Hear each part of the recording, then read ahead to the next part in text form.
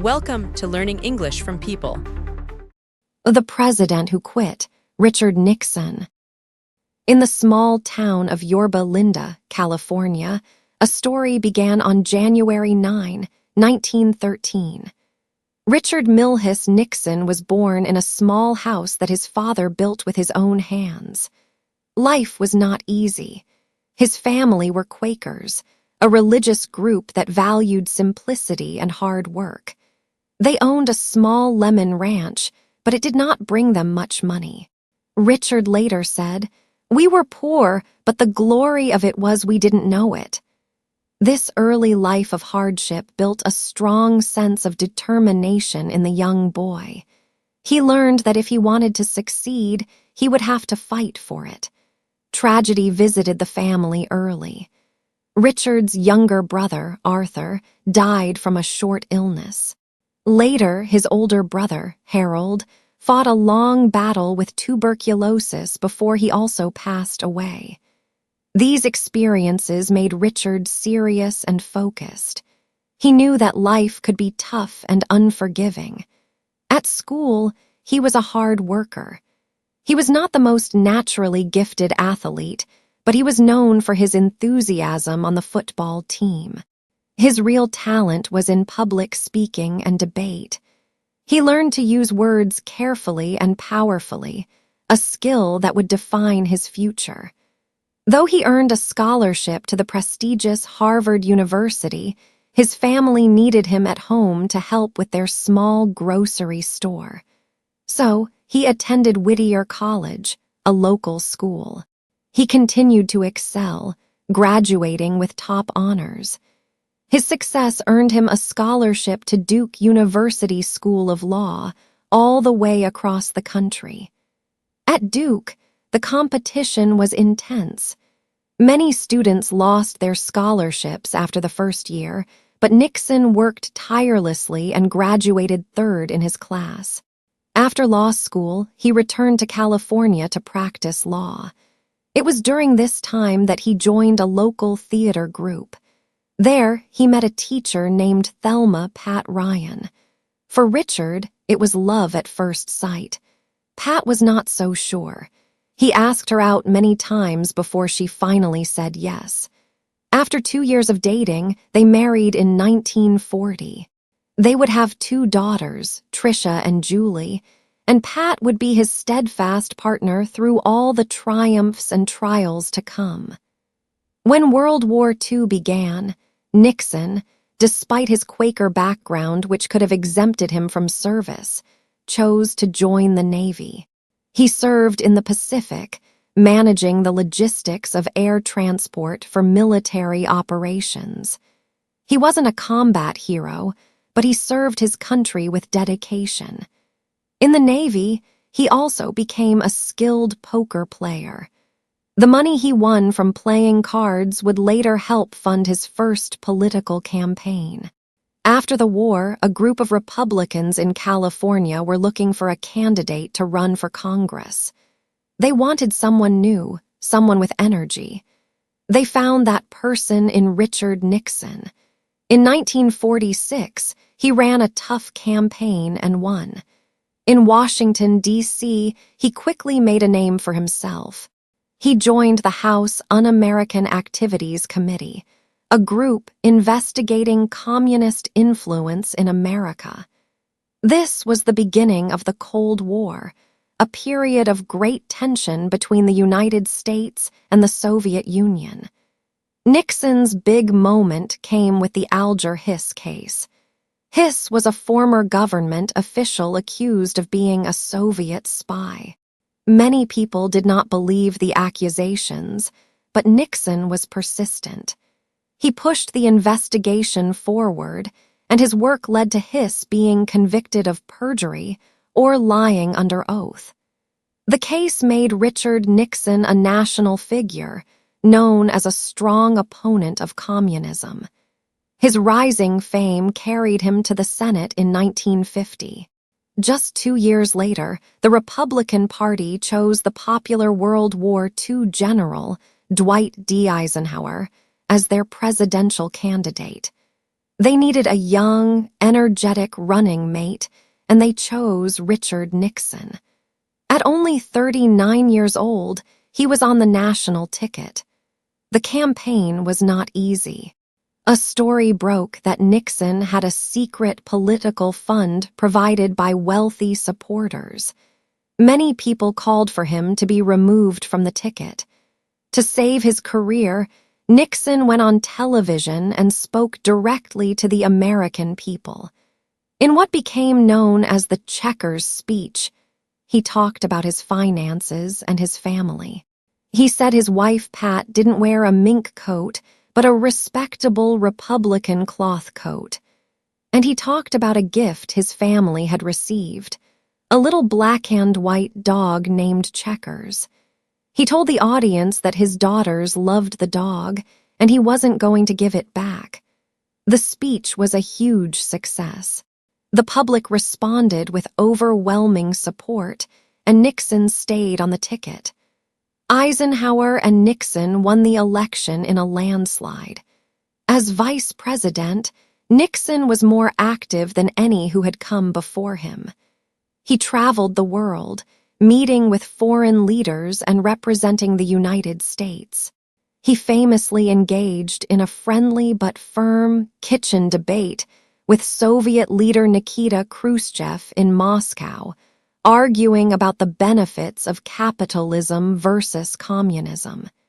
He was at the center of American politics for 8 years. In 1960, it was his turn to run for the presidency. His opponent was the young, charismatic Democratic Senator, John F. Kennedy. The race was incredibly close. It featured the first-ever televised presidential debates. In the first debate, Nixon, who was recovering from an illness, appeared pale and tired on camera, while Kennedy looked confident and relaxed. Many who listened on the radio thought Nixon won, but the television audience was more impressed by Kennedy. In one of the closest elections in American history, Nixon lost. He returned to California and in 1962 ran for governor. He lost again. The defeat was crushing. The next morning, he held a press conference and told the reporters, "You won't have Nixon to kick around anymore because, gentlemen, this is my last press conference." It seemed his political career was over. For the next few years, Nixon worked as a lawyer in New York. These were his wilderness years, but he never truly left politics. He campaigned for other Republicans and continued to study world affairs. The country was changing. The 1960s were a time of great turmoil, with the ongoing Vietnam War and protests dividing the nation. Nixon saw an opportunity to return. In 1968, he once again ran for president. This time, he presented himself as a figure of stability in a time of chaos. He promised to bring peace with honor to Vietnam and spoke for what he called the silent majority, the hardworking, patriotic Americans who felt their voices were not being heard. This time, he won. Richard Nixon, the man whose career had been declared dead, had made one of the greatest political comebacks in American history. He was now the 37th President of the United States.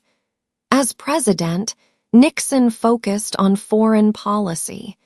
He knew that the world was a dangerous place, and he wanted to make it safer. His most stunning achievement was opening relations with the People's Republic of China. For more than 2 decades, the U.S. had refused to recognize the communist government in China. In 1972, Nixon made a historic trip to Beijing, met with Chairman Mao Zedong, and began a new era of communication between the two powerful nations. He also pursued a policy of détente, or easing of tensions, with the Soviet Union. He signed important treaties to limit nuclear weapons, making the world a little less dangerous. At home, His administration also had significant achievements. He created the Environmental Protection Agency to protect the country's air and water. He oversaw the peaceful desegregation of schools in the South. And in 1969, he spoke by phone to the first men to walk on the moon, Neil Armstrong and Buzz Aldrin, calling it the most historic phone call ever made from the White House. In 1972, Nixon was re-elected in a massive landslide, one of the biggest in U.S. history. He was at the height of his power and popularity. It seemed that nothing could stop him. But something had already begun that would lead to his downfall. During the campaign, a group of men were arrested for breaking into the headquarters of the Democratic Party at the Watergate hotel complex in Washington, D.C. At first, it seemed like a minor crime. The White House denied any involvement. But two young reporters from the Washington Post, Bob Woodward and Carl Bernstein, kept investigating.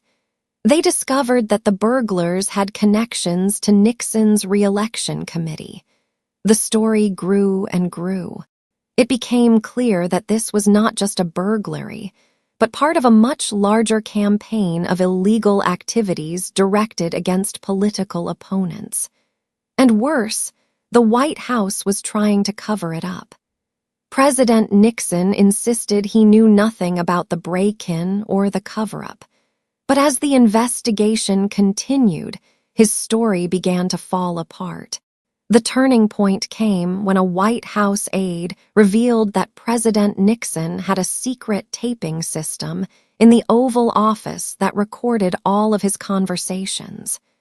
Investigators immediately demanded the tapes, believing they would prove whether the president was involved in the cover-up. Nixon refused, claiming executive privilege. The battle over the tapes went all the way to the Supreme Court, which ruled that he had to turn them over. When the tapes were finally released, one was found to have a crucial 18.5-minute gap. But the most damaging tape, which became known as the smoking gun, was recorded just a few days after the Watergate break-in. On it, Nixon could be heard ordering his staff to use the CIA to stop the FBI's investigation. The proof was undeniable. The president had obstructed justice. Facing certain impeachment by the House of Representatives and removal from office by the Senate, Richard Nixon made a difficult choice. On the evening of August 8, 1974, he addressed the nation on television. He announced that he would resign the presidency, the first and only U.S. president ever to do so. The next day, he said a tearful goodbye to his staff and boarded a helicopter, leaving the White House for the last time. His successor, Gerald Ford, pardoned him a month later, meaning he would never face criminal charges for his actions. But Nixon's reputation was destroyed. He retreated to his home in California, a man in disgrace. For many people, the story would have ended there, but Richard Nixon was a fighter. Slowly, he began to rebuild his life. He wrote his memoirs and other books on foreign policy. He traveled the world, meeting with leaders who still respected his knowledge and experience. Over time, he transformed himself from a disgraced ex-president into an elder statesman. Subsequent presidents from both parties would seek his advice on international affairs. On April 22, 1994, Richard Nixon died after suffering a stroke. He was 81 years old. His life was a story of incredible highs and devastating lows. He was a brilliant and complex man, driven by great ambition and deep insecurities. He achieved historic successes in foreign policy that made the world safer. But he also presided over a political scandal that shook the nation's trust in its government. In his resignation speech, Nixon quoted Theodore Roosevelt about the man in the arena, whose face is marred by dust and sweat and blood, who strives valiantly, and who, even if he fails, at least fails while daring greatly. Richard Nixon was undoubtedly a man in the arena. His story is a powerful reminder of how high a person can climb and how far they can fall. It is a story of ambition, power, and ultimately, a complex and controversial legacy that is still debated to this day.